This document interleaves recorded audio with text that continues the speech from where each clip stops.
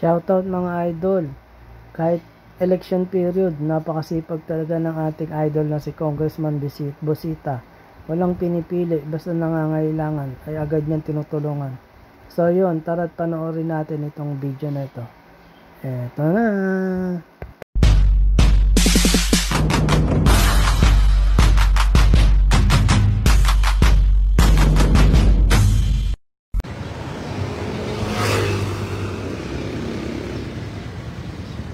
One, two, three. Okay po. Salamat po. Sir. Yan lang. Okay po. Apps. Talagang. Nandito tayo ngayon sa harap ng Philippine Orthopedic Center. At tumawag sa ating opisina yung ating kababayan na may problema, no? Yung nakaraan na pinunta natin. At 2 months na hindi pa naasikaso. At nandun lang sa labas para sa garahe, ano? Eh, kawawa naman kasi may fracture yun, ano? Tumawag sa opisina. At nakahanda na daw silang bumalik sa Leyte. No? Brother, ingat. Nakahanda na daw silang bumalik sa Leyte. Pero alam mo na, may problema sa pamasahe. Pero yung staff natin may nakausap na kaibigan. Sila na daw bahala sa pamasahe pabalik ng Leyte. Gusto lang natin kumustahin.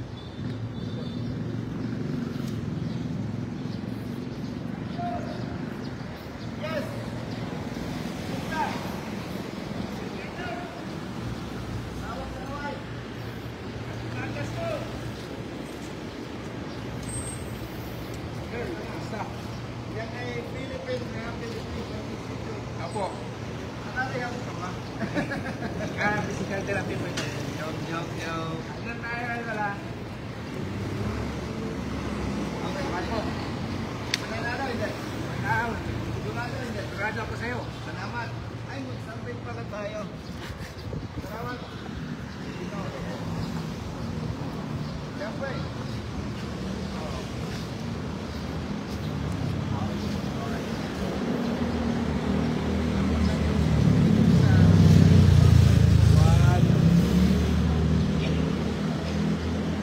Pag nagpapapicture sa akin, bumoboto, botante kayo.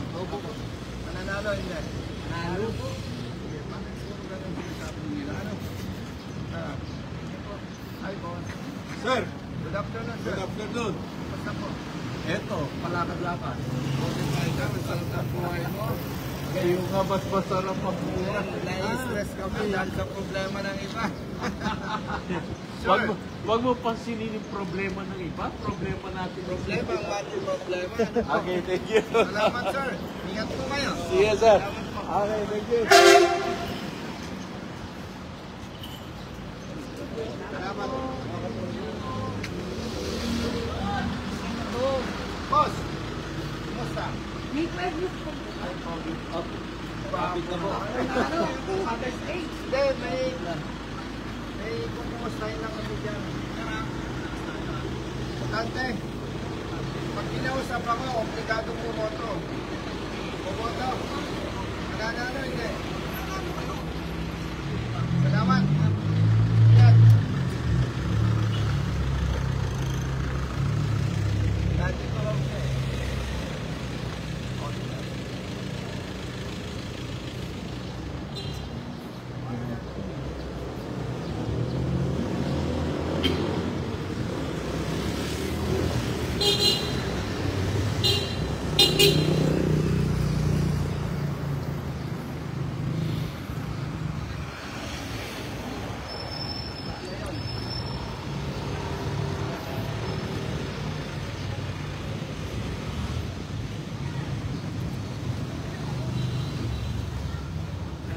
Brother.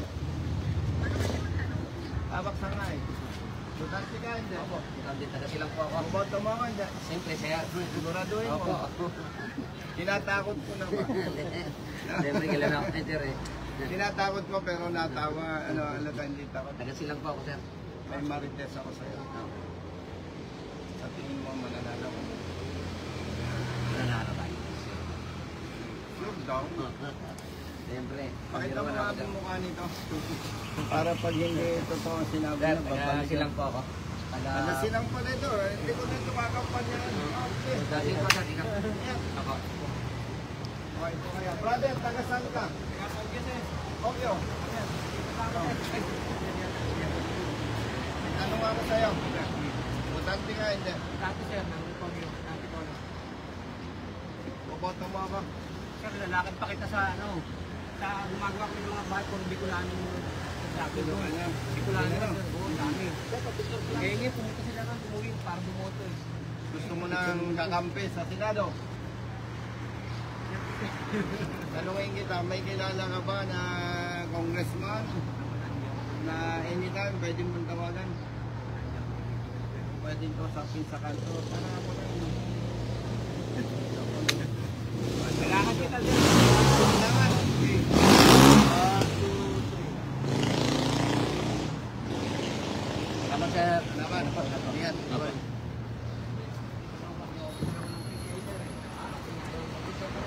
Ah, sir. Nandito tayo sa ano, Missionary Sisters of the Immaculate Heart of Mary. Ang feedback ng pamilya, di ba, walang makain tong mga to. Dinampon sila dito sa Immaculate Heart of Mary. Sir, brother, magpunta.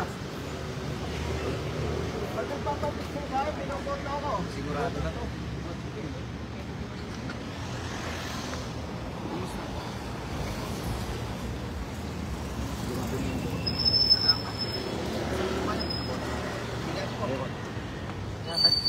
Tingnan mo yung forma niya. Halatang hindi na stress. Yung mukha mo masigla na. Hindi ka na mukhang stress. Looking bagets na siya, no? Pumunta tayo last time, stress na stress siya. Parang yung sa Tagalog, parang pinagtakluban ng langit at lupa. Let's go. Let's go, my God. Yung bodyguard ko sir. Hindi ka naman marunong. Rider, sir. Nakakainis naman to, hindi marunong. Nasasayang ang oras ko, parang mag-picture. Diba, hindi rin yata. Ay, tuway na lang lang. Akin na nga. Sir, pwede na. Ito mo lang, pwede Sige, na sige. to. Yan. 1, 2, 3. Okay. Sir, Brother, sir, number 1 kayo sa may akin, sir. tanong ako sa'yo. Ano, sir? Pag nagpapapicture sa akin, binoboto ko. Oo. Kayo pa, sir. One rider pa nga eh. Oo, mananalo, hindi. Ano na? Sir, sorry. Number 1 kayo sa akin eh. Sa'yo eh. Oo. Sir, sorry lang ako. Sorry bumoto ko eh. Ayaw ko magsalita niya, baka magalit yung iba sa akin. Yan ay karapatan mo, ha? Sabihin mo lang ako, sir. Boboto kita sa ulo. Karapatan mo yan. Hindi ako pwedeng magdikta dahil magagalit yung aking kaibigan, si Congressman Marcoleta. Sir, thank you, sir. Sige, Saka tanong si kayo ni Kenneth Marco Coren, Renta. Kaya nga, number 1 sa muna, akin. sir, ha? Kaya kayo nung bahala. Basta kayo number 1, sir. Salamat, brother. Thank you.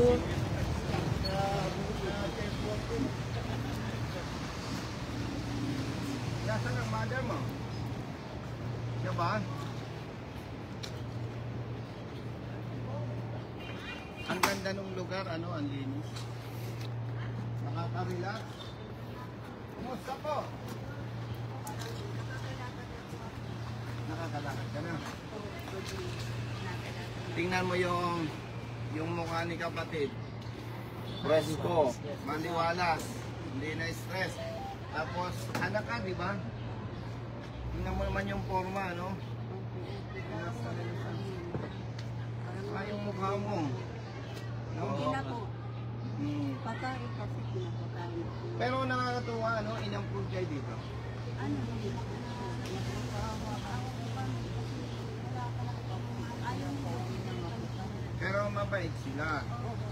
Dahil tinanggap kayo. Eh, tanong. Bakit hindi kayo tumawag na para doon na lang kami kayo sa aming bahay na lang inampun? Hindi ka tumawag? Nag-message ko kay Ma'am. Ay, huwag kang magte-text. Kasi lahat ng staff ko busy. Kahit ako hindi mababasa, dapat tawag. Kasi kung tumawag ka, pwede kitang ampunin. Kasi di ba meron akong bodega doon. Joke lang. Anyway, handa ka nang bumalik sa Leyte. Ganito, nakausap mo yung staff ko, si Ma'am Agnes. Sabi niya, Tito Bonnie, good news. Yung ating kapatid na taga Leyte, handang umuwi na. Ang kailangan na lang ay pamasahe.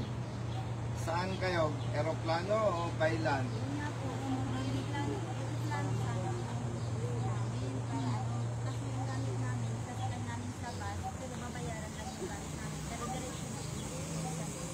Pero kung ano naman po, magbabas na lang kami, sasakyan na lang yung bus para madala yung gamit lahat. Anong gamit nyo? Anong bus ang sasakyan nyo? Ano, DMPD or Sabihin mo, kasi lahat ng bus company, kaibigan ko eh. Oo. Kailan nyo gusto ngayon?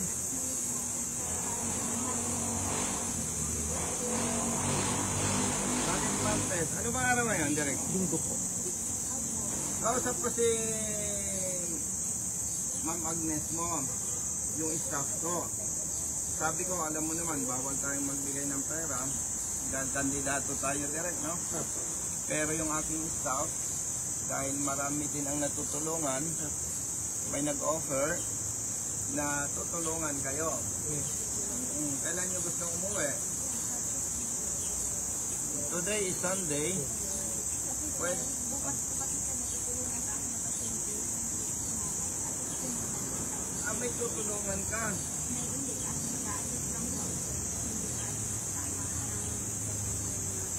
May tutulungan kang pasyente. Bukas. Kaya Lunes, Martes ka na uwi. O sige. Martes. May 6. Huwag mong problemahin yun. Meron ka magdasal. O, dahil nagdasal kayo, direct dahil nagdasal sila, ginamit yung ating opisina. At si Ma'am Agnes yung staff ko. Kasi nung yun ay nasa PNPA pa direct, maraming natutulungan. Kaya sabi ko, marami ka namang kaibigan. Alam mo naman, bawal magbigay tayo ng cash. Kaya diskartehan mo na lang yan. Kaya mag-usap kayo ni Ma'am Agnes, siya nang bahala. At si Jello, i-remind mo, pwede natin siyang ipa-pick up dito, hatid sa bus terminal. Ayun. No? Naka-aircon. May aircon ba yung bus? Okay. Hindi lang kami bababa sa bus. O di okay. Priority naman kasi meron. Okay. May tanong ako.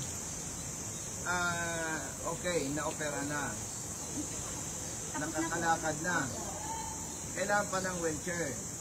Yun nga po kasi hindi po siya pwede Kasi, ikaw naman, anong edad mo na? Yung edad niya kasi hindi pwedeng, hindi katulad nung bata. Parang kumbaga sa halaman, pag bata pa, madaling mag-heal. Yes. Yung kaso mo, kapatid, dahil pareho tayong may edad na rin, hindi mabilis gumaling. Kaya hindi mo pwedeng pwersahin. Kailangan mo ng wheelchair. Pagdasal mo na magkaroon tayo ng wheelchair bago kayo umuwi, wala kayong pwedeng gawin kundi magdasal. Para si Lord naman ang bahalang lumabay sa'yo, sino yung dapat mong kausapin para makatulong. Pero titingnan natin, may kaibigan tayo sa CCS o ba yun? Yes, sir. Okay, may mga kaibigan man tayo. Maka-request tayo ng welfare.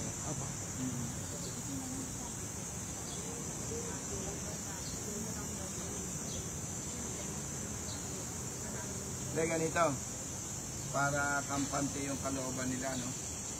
May mga kaibigan tayo na pwede tayong humingi ng tulong. tulong para sa kanila, Opo. para sa wheelchair. Yes. Kasi yun naman bus, merong luggage room yan eh. Opo. Kasya naman yun. Para pagbaba ni ate, ni nanay, relax na kayo. Okay? Sige, magkano daw ba ang usapan niyo ni Ma'am Agnes ang pamasahe sa bus? Tupad, di 5,000. O sa pamasahe ay sa baggage, sabihin natin 2,000 di 7,000. Huwag na kayong kumain. Katoliko ba kayo? Di ba may fasting na tinatawag? Tapos na po yung Holy Week. Hindi, yung Holy Week nyo, yung fasting next year, i-advance ka nila. Hindi ko po kayang si mama hindi kumain, nainom po ng gamot at hindi pa po kami. Hindi pa kayo nakabili ng gamot. Magkano yung gamot? 2,800 po. So, 5,000 plus 2,000 baggage, 7,000. Tapos pagkain, 3,000 plus gamot. Yung mamamatay kayo pagdating sa terminal Tacloban, mamamatay pa po kami papunta na sa amin. O, magkano? Pakyaw po, minsan yung tricycle na ito, magpapakyaw po kami. Kasama na po yung rapid. O sige, yung problema mo, ipasa natin kay Ma'am Agnes. Mag-usap kayo ni Ma'am Agnes, yung problema mo, ipasa natin. Hindi naman mapera yon, may mga kaibigan ka. Ano bang gusto mong kabuhayan? Tinda.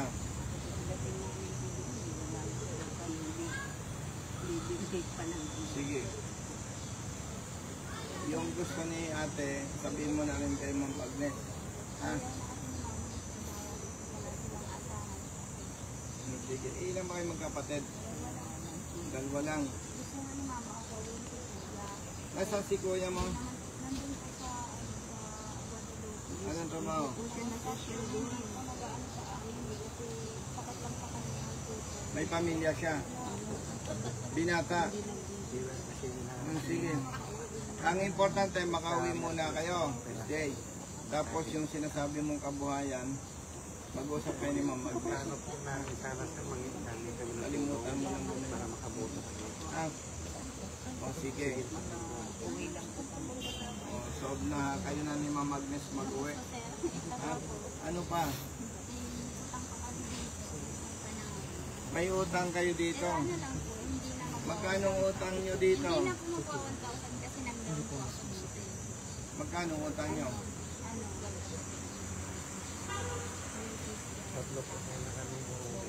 apat na araw po tayo. Bali, apat, 800 po. Ang mura naman. So, 100 po per day. Mura pala dito sa mga kapatid na madre ang renta. Opo, libre po pagkain, sir. Libre pagkain, 100. Opo, Grabe, ay yung 100 na yun. Kulang pa nga sa pagkain. kaya dito, Hindi, suma total, libre kayo. Kumbaga parang donations na lang. Parang donation lang yun. Talagang may anghel pa rin sa lupa talaga. No? Yes. Oo. kaya dito kami. Swerte. O, i-add mo na lahat ha. Pag-alis namin, mag-usap kayo ni Ma'am Agnes. Ma'am, Ano po? taga dito po kayo. Opo, kapatid po tayo ng kahit. At kilala ko po. Ay, okay, picture tayo. Okay. 1, 2. Sila pala, nagbabayad ng 100, pero libre kain. Parang kulang pa yun. 1, 2.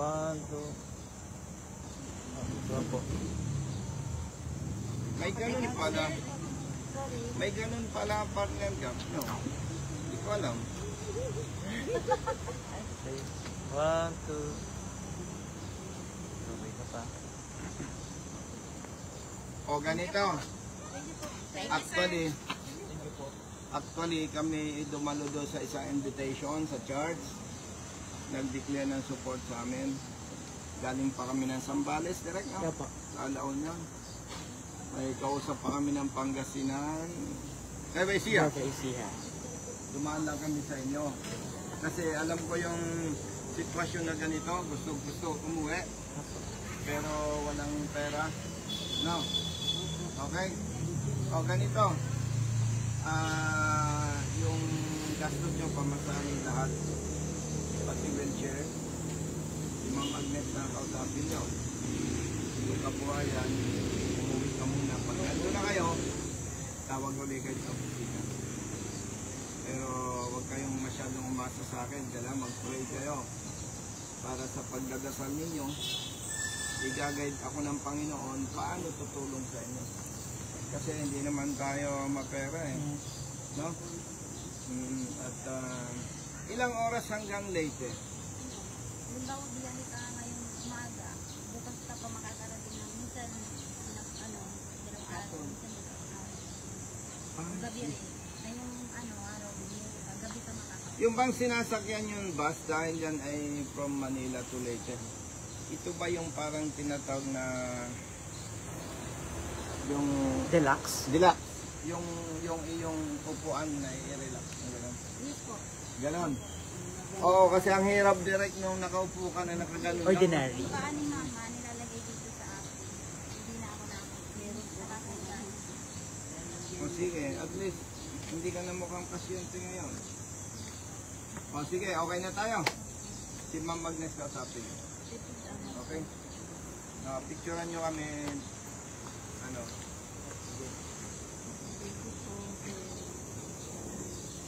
Dito po, tumingin po dito. 1, 2, 3. Ito po. Okay po. Alam mo, Derek, ang nakakatuwa, tumawag kayo sa aming office. Nakita ko yung kalagayan ng mga pasyente sa orthopedic. No?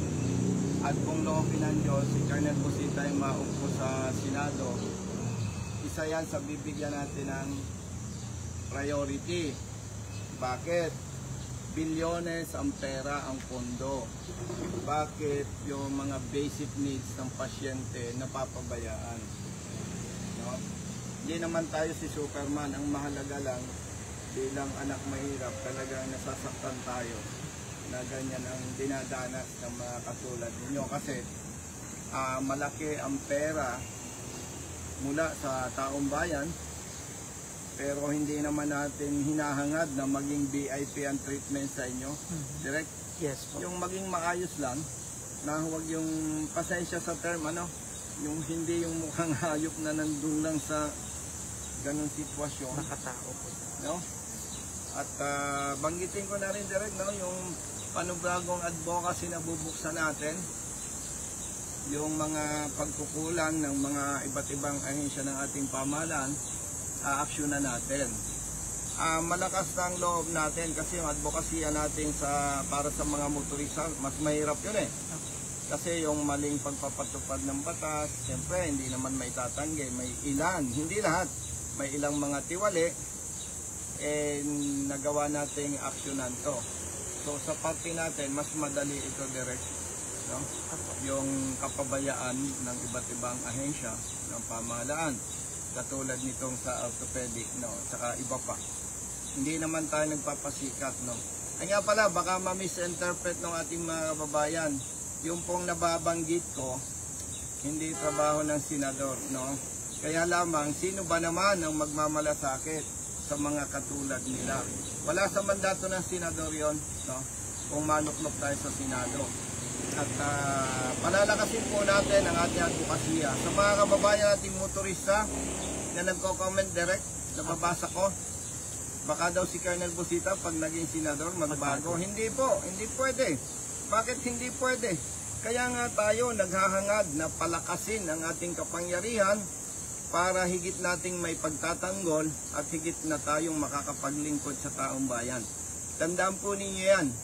Hindi yan pangako ng politiko. By the way, hindi po ako politiko sapagkat sa 3 years ko sa Kongreso Direct, nagkaroon ako ng sariling definition sa politiko. Ang politiko pala, yung elected official na walang prinsipyo, walang paninindigan. Kung saan malakas, doon nakapanig. Si Colonel Busita, hindi po. At ang ikinatutuwa ko sa Panginoon natin Diyos, simula nung maghangad ako na maging public servant, hanggang ngayon, ay napapanatili ko po yung prinsipyo at paninindigan na kung saan, kung sino ang tama, sino makakabuti sa nakararami, doon po tayo. Kaya muli sa ating mga kababayan, na nagtitiwala at sumusuporta sa kandidatura ni Colonel Busita. Huwag na huwag po kayong mag-alala, hindi po magbabago si Colonel Busita. Ilaman po, maraming salamat at mabuhay tayong lahat. God bless.